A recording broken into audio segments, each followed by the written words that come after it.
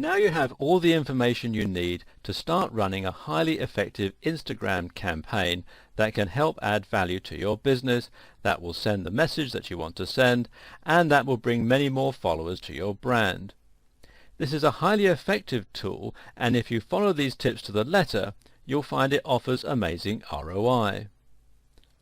But while you have a lot of information now, that doesn't guarantee your strategy is going to be flawless right from the start.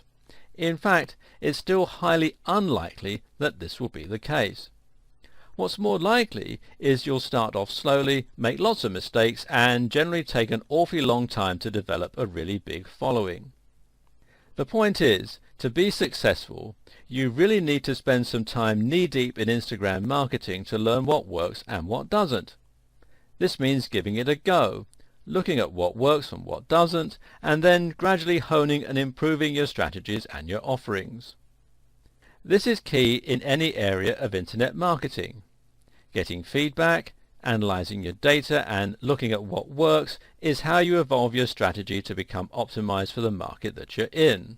Unfortunately, when you compare Instagram to something like Google AdWords, the tools available for assessing your performance are relatively lacking. You just don't have access to the same level of data that you do with those tools. So how do you get around this and continue to improve at your Instagram marketing? One method is simply to pay attention and to take notes. Compare what's working with what isn't, and take note of which hashtags bring in the most hits. There's one thing about Instagram. There's no reason why you can't keep using the same hashtags over and over again. In other words, if you've uploaded an image that has gone mad on Instagram with a certain hashtag, there's no reason why you can't use the exact same hashtags and expect to get roughly the same response. Remember, the way that Instagram works means that your goals are going to be slightly different here versus a channel like Facebook. In other words, your aim is not to get direct conversions or traffic, so don't use that as a metric to measure your success.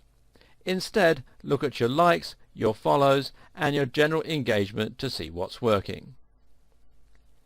In the final video of this series, we'll bring it all together, and I'll put together an Instagram marketing plan that you can start to use and hit the ground running.